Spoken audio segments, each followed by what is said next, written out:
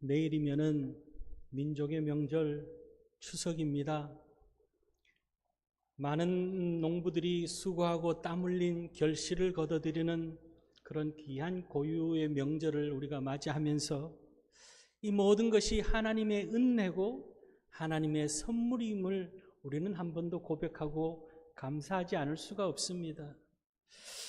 오늘 우리에게 주신 말씀 13절 말씀을 보면은 사람마다 먹고 마시는 것과 수고함으로 낙을 누리는 그것이 하나님의 선물인 줄도 또한 알았도다, 이렇게 말하고 있습니다. 모든 것이 하나님의 선물이라는 거죠. 여러분, 오늘 우리의 인생이 하나님의 선물인 줄 믿으실 수 있기를 바랍니다. 명절이 되어서 이 선물을 감사한 마음을 담아서 선물들을 주고받습니다.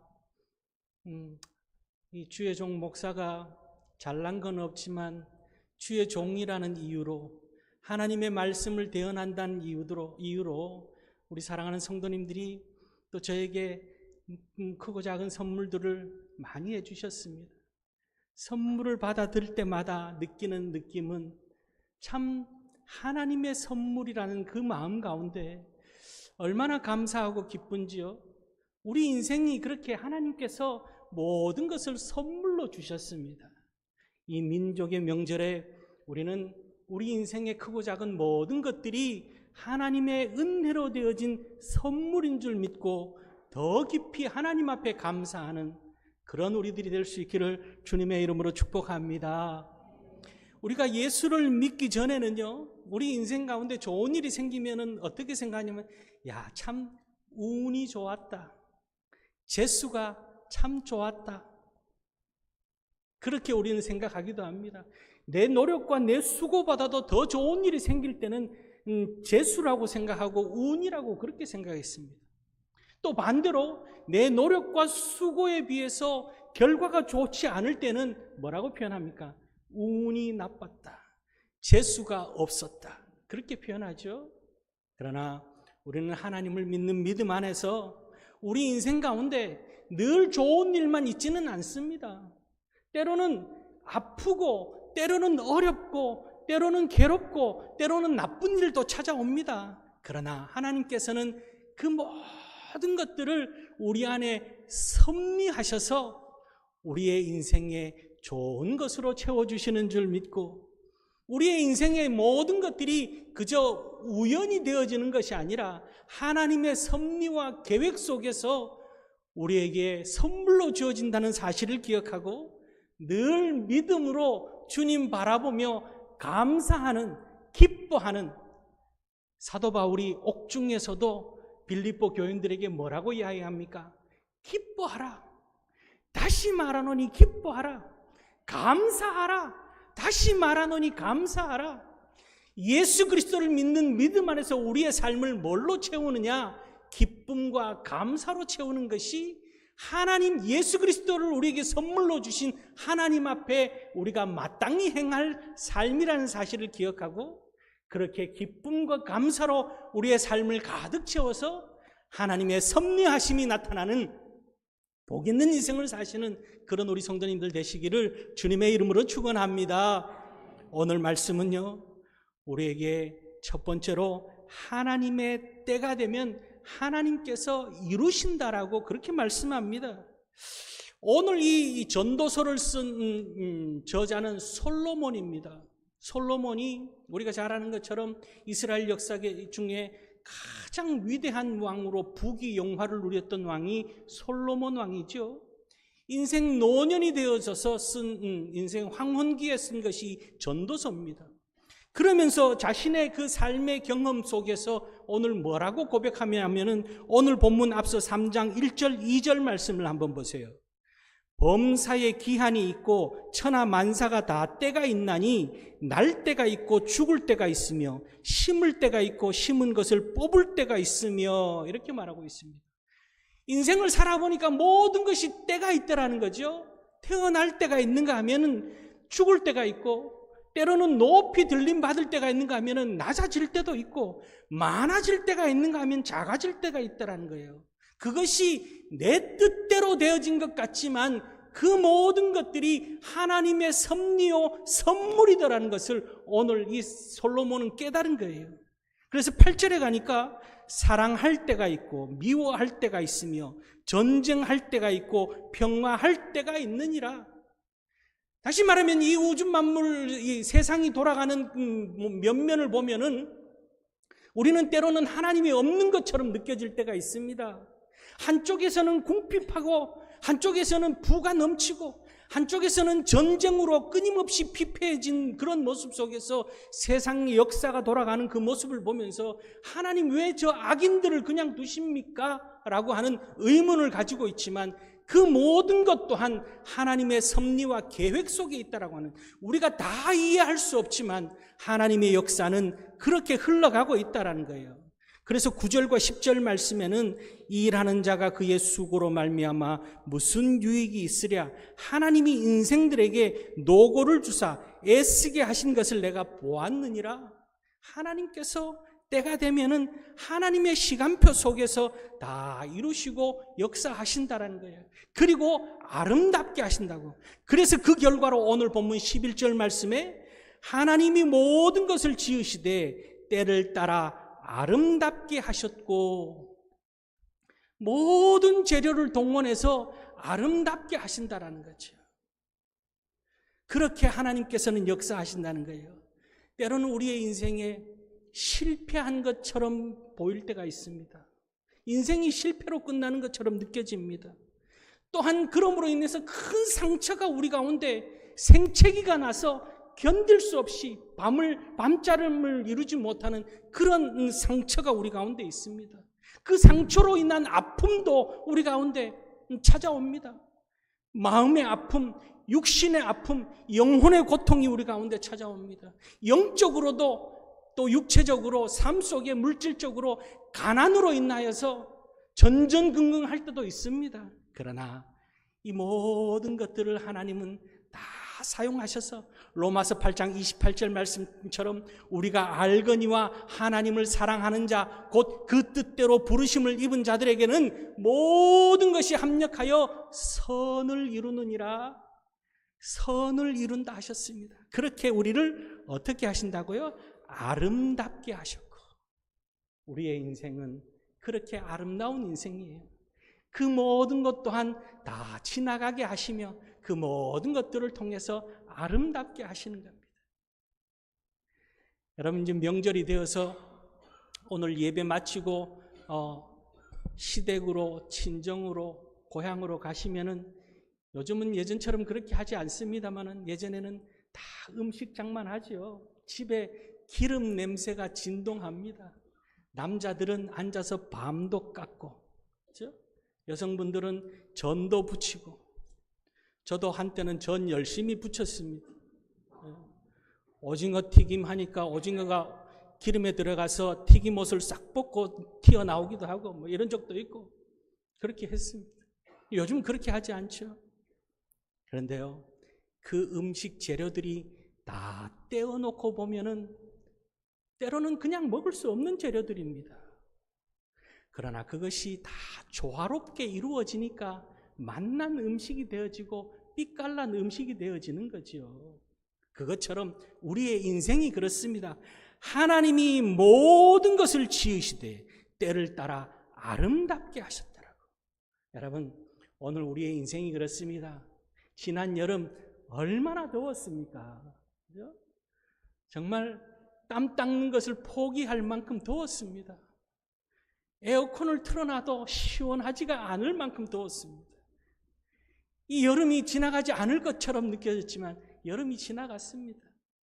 때를 따라 하나님께서 아름답게 하시는 거예요. 우리의 인생이 그렇습니다. 이 민족의 풍성한 명절을 우리가 맞이하면서 하나님께서 우리의 인생도 풍성하게 하시고 아름답게 해주실 줄 믿는 믿음으로 우리의 수고와 노력이 헛되지 않는, 때로는 아픔과 때로는 실패 같은 모습과 때로는 고통이 헛되지 않게 하시는 하나님의 역사하심이 있다는 사실을 기억하고 하나님을 믿는 믿음 안에서 주님만 바라보며 나아가는 그런 우리 성도님들 되시기를 주님의 이름으로 축원합니다. 그 대표적인 인물이요, 성경에는 요셉입니다. 제가 여러 차례 요셉에 대한 비유를 말씀을 드립니다. 제가 가장 좋아하는 성경의 인물 또한 요셉입니다. 아버지의 사랑을 독차지하던 그 요셉이 형들의 미움을 받고 애굽으로 팔려갑니다. 그것도 팔려가서 누명을 쓰고 감옥에까지 갑니다. 그러나 요셉은 불평하거나 원망하거나 아버지 품에 있을 때를 그리워하며 옛 모습에 사로잡혀 살지 않습니다. 묵묵히 그 자리를 견뎌내는 거예요. 그렇게 13년을 견디면서 두고 봐라, 복수해야 되겠다, 그런 마음도 갖지 않습니다. 그리고는 결국에는 하나님께서 그를 높여주시고 아름답게 하여 주신 거예요. 하나님을 믿는 믿음의 삶이 그런 겁니다. 오늘 우리는 어떻습니까? 믿지 않는 자들과 별반 다를 것 없는 두고 봐라, 그런 복수심을 가지고 살고 있지는 않습니까? 원통하고 분한 마음을 견디지 못하는 그런 모습으로 살아가고 있지는 않습니까? 요셉은 총리로 높임 받고 나서 창세기 50장 20절 말씀에 당신들은, 형들을 향해서 그렇게 이야기합니다. 당신들은 나를 해하려 하였으나 하나님께서는 그것을 선으로 바꾸사 오늘과 같이 만민을 구원하게 하려 하셨습니다. 선으로 바꿔서 만민을 구원하는 역사를 이루셨다고, 합력하여 아름답게 하셨다라고 그렇게 말합니다. 오늘 하나님의 사람으로서 하나님께서 우리를 아름답게 하셨습니다. 오늘 우리의 인생, 옆에 분 한번 보세요. 얼마나 아름다운지 한번 이렇게 고백합시다. 당신은 하나님의 아름다운 사람입니다. 차마 입을 못 대는 분이 계시는데 얼마나 아름답습니까? 세상에 다 뜯어 고쳐야 아름다운 게 아니고 하나님의 사람이기 때문에 아름답습니다. 일생 하나님께서 우리의 인생을 아름답게 하여 주실 줄 믿고 고통과 슬픔과 수고와 노력이 헛되지 않다는 사실, 때로는 억울하고 때로는 분하고 때로는 속상한 마음도 우리 인간이기에 찾아올 수 있지만, 그러나 내가 분출하는 것이 아니라 그 모든 것 하나님 앞에 기도로 다 아뢰고 하나님 손에 다 맡기고 하나님께서 아름답게 하여 주실 줄 믿고 믿음으로 하루하루를 살아서 풍성한 아름다운 결실이 있는 그런 우리의 삶들이 되시기를 주님의 이름으로 축원합니다. 두 번째는요, 그렇게 하나님의 때를 기다릴 줄 아는 영원을 사모하는 마음을 우리에게 주셨다라고 말씀합니다. 11절 말씀을 계속해서 보면은 또 사람들에게는 영원을 사모하는 마음을 주셨느니라 이렇게 말하고 있습니다. 하나님께서 우주 만물을 창조하시고 말씀으로 창조하시고 우리 인간은 어떻게 만드셨습니까? 손수 빚으셨어요. 손수 빚으시고 그 코에 생기를 불어넣었다라고 창세기 2장 7절 말씀에 이야기합니다. 루아흐, 히브리어로 루아흐라고 되어 있는데 이 루아흐라고 하는 것은 호흡이라는 단어이기도 하고 뜻으로 쓰이기도 하고 영이라고 하는 단어로 쓰이기도 합니다. 하나님의 영을 우리에게 불어넣었다는 거예요. 하나님의 호흡을 우리에게 불어넣었다는 거죠. 그렇기 때문에 우리에게는 영혼이 있어서 하나님의 영혼, 하나님의 호흡이 우리 가운데 들어옴으로 인해서 우리는 천국을 사모하는 그런 마음으로 살아갈 수 있는 축복을 주셨다는 거죠. 인간이 아담과 하와가 하나님과 같아지려고 하는 그 죄를 범하고 나서는 이 영혼의 호흡을 잃어버리고 살았으나 죽은 모습으로 살아가고 있지만 우리는 영혼을 사모하는 그런 삶을 살아갈 수 있도록 하나님께서 축복해 주셨습니다. 저희 집에요, 고양이가 3마리 있습니다. 전에도 이야기했습니다만 이제는 이제 한 6년, 7년 되니까 제가 간식을 들고 딱 앉으면은 3마리가 제 앞에 와서 딱 앉습니다. 앉아 그러면 앉습니다. 고양이도 그렇게 해요. 손 그러면 손을 듭니다. 그러다가 이제는 간식만 들고 앉으면은 성질이 급해서 그런지 말 안 해도 한 발을 딱 듭니다. 제일 작은 녀석은 급해서 2발을 듭니다. 주면서 제가 기도하고 먹어야지. 기도는 하지 않아요. 왜? 영혼의 호흡이 없기 때문에. 여러분 집에 아무리 아끼는 반려동물들, 강아지, 또 짐승들을 오래 키워서 자식같이 여겨도 그들에게는 영혼을 사모하는 마음이 없습니다. 사람 말귀는 알아듣지만 기도하라 그러면 기도합니까? 못합니다. 할 줄 모릅니다. 영혼을 사모하는 축복이 우리 가운데 있다는 거예요.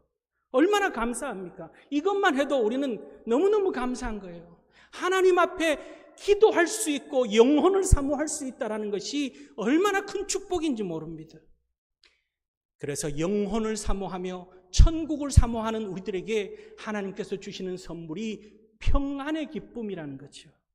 요동치는 세상 가운데서도 영혼을 사모하기 때문에 이 땅에서부터 천국을 누릴 수 있는 평안의 기쁨을 주고 계시는 거예요. 여러분, 세상은 끊임없이 요동칩니다. 사단 마귀는 우리를 끊임없이 흔들어 놓습니다. 불안과 염려와 근심, 걱정 속에 죽을 것 같은 그런 마음 속에 살아가게끔 사단 마귀는 우리를 무너뜨리려고 합니다. 그러나 우리가 무너지지 않는 것은 루아흐, 하나님의 생기가 우리 가운데 불어넣어졌고 영혼을 사모하는 마음이 있기 때문에 우리 안에 참 평안의 기쁨이 넘쳐난다는 거죠. 중세 성자로 불리우는 어거스틴의 기도문에 이런 기도문이 있습니다. 주님, 한 줌 흙에 지나지 않는 피조물이오나 감히 입술을 열어 당신에게 찬양을 드립니다. 당신에게 찬양을 드릴 때에 우리에게 기쁨이 있습니다. 왜냐하면 당신께서는 우리를 당신을 위한 존재로 창조하시기 때문이며 그리하여 주님 안에서 안식을 발견하기까지 우리의 마음은 평화를 누릴 수 있기 때문입니다. 그렇게 이야기합니다. 하나님 앞에 기도함으로 인해서 영혼의 호흡을 통해서 우리 가운데 참 평안과 안식이 주어진다는 사실을 기억하고 주님이 주시는 우리가 이 땅에서 영혼을 사모하는 천국을 사모하는 믿음의 삶을 살면서 이 땅에서부터 천국을 누리는 평안의 기쁨으로 살아가는 그런 우리 성도님들 될 수 있기를 주님의 이름으로 축원합니다. 세상의 많은 사람들은요, 이 추석 명절에 어디에 가서 절을 합니까? 조상에게 가서 절을 합니다. 조상이 풍요롭게 하고 조상이 평안하게 할 거라고 그 믿는 믿음 안에서. 더 나아가서 사람들은 이 과학 문명 시대를 살면서도 내일에 대한 불안과 염려 때문에 점을 칩니다. 점괘를 봅니다. 젊은 사람들도 요즘 타로라고 하는 점을 얼마나 많은지 몰라요. 그런 것들을 보고 점을 치고 또 구슬하고 또 이상한 우상을 섬기면서 그렇게 살아갑니다. 그러나 참 평안과 안식을 주실 수 있는 분은 우리 주님밖에 없다는 사실을 우리 너무나 잘 알기에 예수님께서 요한복음 14장 6절 말씀에 뭐라 그럽니까? 예수께서 이르시되 내가 곧 길이요 진리요 생명이니 예수님께서 길이 되어주시고 우리의 생명, 우리의 영혼의 호흡인 이 예수님으로부터 오며 예수님만이 참 진리임을 우리가 알기 때문에 그 안에서 평안을 누리고 있다는 사실을 기억하고 우리에게 참 평안을 주시는 주님 안에서 영적인 호흡, 영원을 사모하는 마음으로 복되게 살아가시는 그런 우리 성도님들 다 되시기를 주님의 이름으로 축원합니다. 우리 옛말에는요, 썩 좋은 표현은 아닙니다만 여자 팔자는 뒤주박 팔자다 이런 표현이 있었습니다. 무슨 말이냐면은 남편 잘 만나야 된다는 그런 뜻이에요. 우리나라에만 그런 게 아니고 이스라엘도 마찬가지였습니다. 하루는 예수님께서 사마리아 성으로 들어가셨습니다. 거기에 남편을 6둔 여인이 있었습니다. 남편 잘 만나보려고 그 옛날 지금으로부터 2000년 전에 갈아치우고 제주도 좋아요. 또 갈아치우고 또 갈아치우기를 5번 갈아치우고 6번째 남자와 살고 있던 여인이 있었습니다. 신세가 좋아질까 싶어서 바꾸면 잘 될까 싶어서 우리는 그러죠. 바꾸면 잘 될까 싶어서 갈아치웁니다. 그런데 그 목마름은 해결되지 않습니다. 그런 그 여인에게 주님께서 찾아오셔서 뭐라 말씀하시느냐? 요한복음 4장 14절 말씀에 내가 주는 물을 마시는 자는 영원히 목마르지 아니하리니 내가 주는 물은 그 속에서 영생하도록 솟아나는 샘물이 되리라. 이 가란 심령 예수 그리스도를 만나야만이 평안과 기쁨을 누리며 살아갈 수 있다라고 말씀하고 있습니다. 이 여인이 그 복음을 예수를 만나고 나서 이 모든 것 내버려 두고 이제 복음의 증인으로 살아가는 그런 여인이 된 거예요. 오늘도 마찬가지입니다. 우리 인생에 갈증이 있습니다. 세상을 딛고 살아가기 때문에 이 갈증이 있는 우리 인생을 삽니다. 그러나 그 갈증이 물질로 채워지는 것 아니고 세상 권세로도 채워지는 것 아니고 육체의 건강으로 채워지는 것 아니고 뭐로 채워진다고요? 예수 그리스도로만 채워진다는 사실을 기억하고 우리 안에 예수 그리스도가 넘쳐나는 영적인 호흡이 있는 귀한 삶을 살아서 하나님 안에서 기쁘고 평안을 누리는 그런 우리 모든 성도님들, 천국 백성으로서 이 땅에서 천국을 누리며 사는 우리 모두가 되기를 주님의 이름으로 축원합니다. 마지막으로 우리가 잊지 말아야 될 것은 하나님께서 절대적인 주권을 가지고 우리를 다스리고 계신다라는 거예요. 11절 하반절 보면은 그러나 하나님이 하시는 일의 시종을 사람으로 측량할 수 없게 하셨도다. 그렇게 말합니다. 즉 다시 말하면 모든 것, 시종, 시작과 끝 하나님이 다 하시는 거라는 거죠. 그래서 알파와 오메가 되시는 하나님, 시작과 끝이 되시는 하나님, 그렇게 말합니다. 내 인생의 시작과 끝도 누구 손에 있습니까? 하나님 손에 있습니다. 우리는 내가 하는 것처럼 느낄 때가 있지만 그 모든 것 하나님 손에 있고 하나님이 하시는 거예요. 우리의 수고와 노력이 헛되지 않기 위해서 또한 하나님이 하셔야 되는 겁니다. 하나님의 은혜로 되어지는 거죠. 모든 것이 하나님의 은혜라고. 우리 복음성가 중에 은혜라고 하는 복음성가 있죠. 모든 것이 하나님의 은혜예요. 참 귀한 찬양이죠. 가사 한 구절이 얼마나 우리 마음에 와닿습니까? 하나님의 은혜로. 그러기에 우리는 기뻐하며 감사하며 더욱더 하나님을 믿는 믿음 안에서 그렇게 살아갈 수 있습니다. 그런데 우리는 어떻습니까? 머리로는 알고 있습니다. 하나님이 다 하신다는 걸 알고 있어요. 그런데 우리는 세상을 살면서 내가 좌지우지하려고 합니다. 내가 하면 된다고 생각합니다. 내가 흔들어 놓으려고 합니다. 내가 잡고 있으려고 합니다. 내 삶에 내가 주인이라고 우리는 그렇게 생각하며 살아갈 때가 있습니다.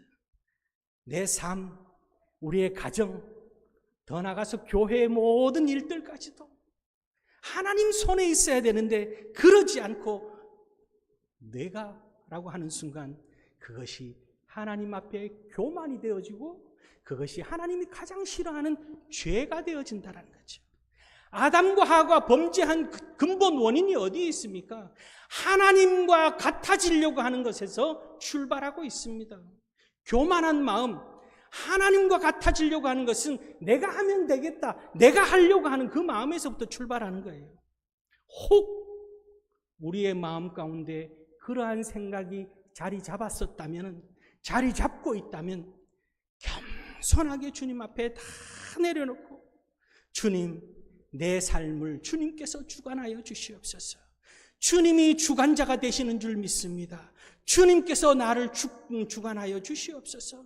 그렇게 주님 앞에 전폭적으로 맡기고 우리는 수고하고 땀 흘린 결과가 하나님께서 아름답게 하나님의 모든 재료로 사용되어져서 축복으로 나아갈 수 있도록 그렇게 주님 앞에 맡길 수 있는 굳건한 믿음의 사람 되실 수 있기를 주님의 이름으로 축원합니다.